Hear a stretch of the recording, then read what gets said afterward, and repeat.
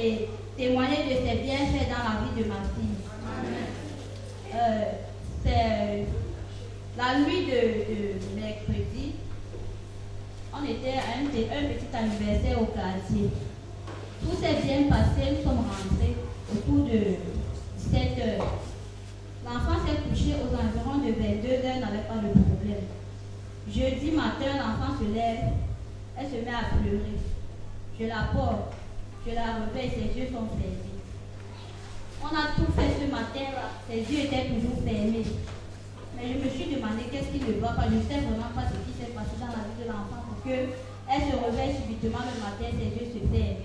Quand tu essaies même d'ouvrir ses yeux avec les mains, elle serre les yeux, elle ne veut pas ouvrir ses yeux. J'ai commencé à dire, Seigneur, qu'est-ce qui se passe? Ma mère m'a dit que le jeudi, elle vient souvent ici à la prière. Je lui ai dit, bon, on ira ensemble le soir. Toute la journée de jeudi, là, j'étais juste en larmes. Parce que je ne savais pas ce qui s'est passé.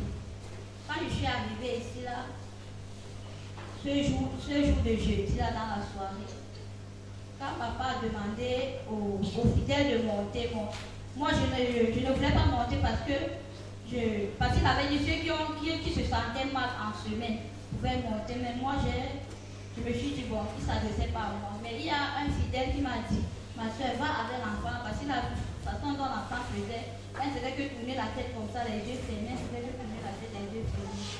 Quand je suis montée ici, j'ai porté l'enfant. Papa a posé ses mains sur l'enfant, il a prié, l'enfant a commencé à pleurer. Et il m'a dit, va, tu viens témoigner dimanche.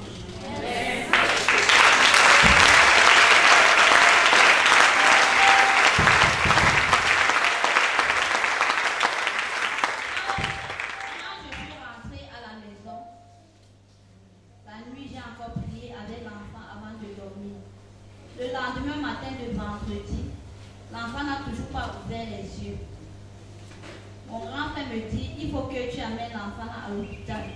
Puisqu'il y a un autre frère ici qui m'a dit, va à l'hôpital avec l'enfant le lendemain, on va te prescrire un colis pour ses yeux.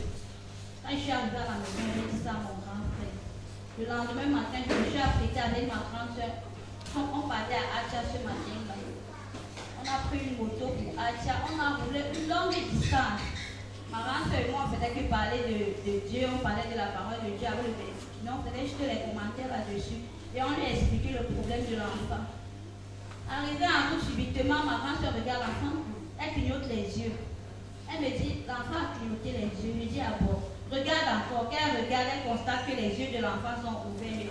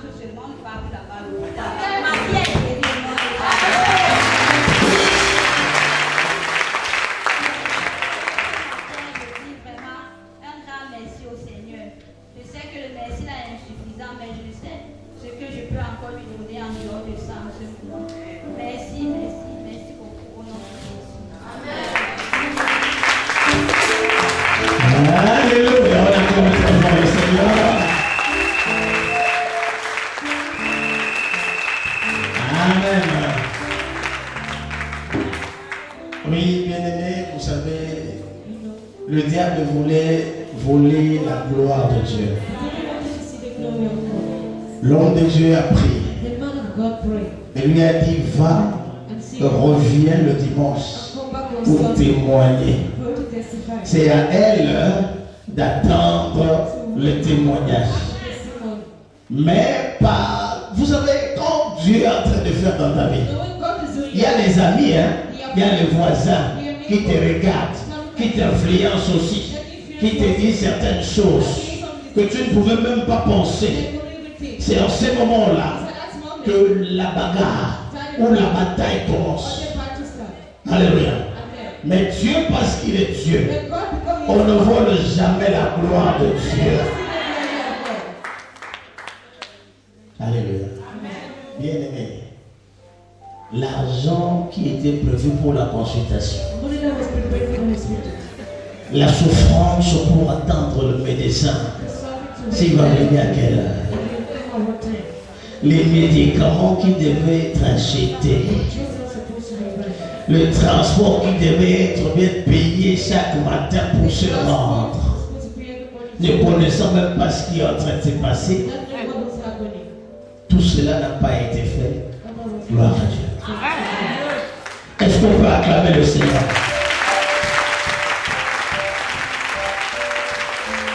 La démarche qui a été faite, l'enfant est tombé malade.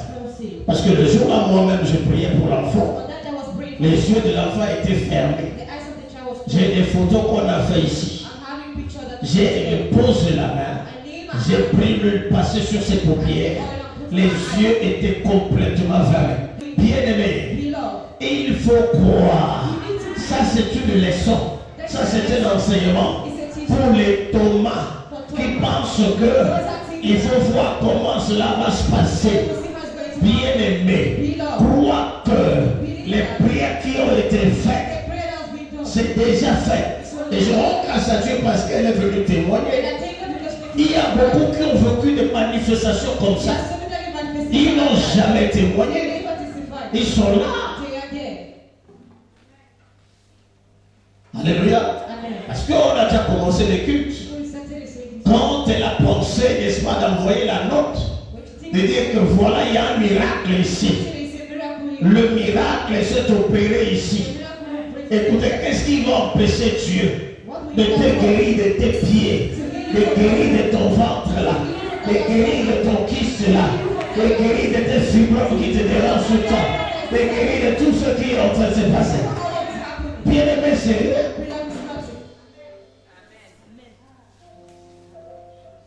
la maman a eu la foi. Quelqu'un lui a dit, vous voyez, la personne qui était à côté d'elle, qui ont le problème de l'esprit des morts, c'était ça, non? Elle est assise. Il y a des cas comme ça. Et qu'est-ce qui se passe? La personne dit enfin, comme le cas de Bartimée. On dit à Bartimée, va, il t'appelle. Il dit, mais on n'a pas parlé des aveugles. On a dit l'esprit des morts. La personne dit, va seulement. Va. Amen.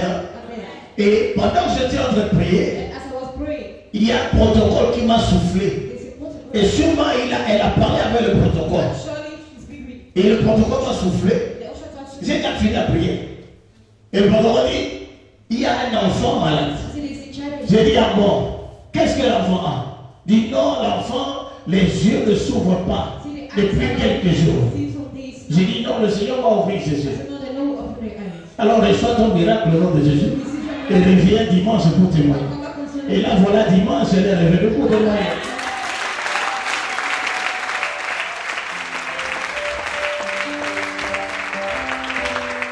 Alléluia.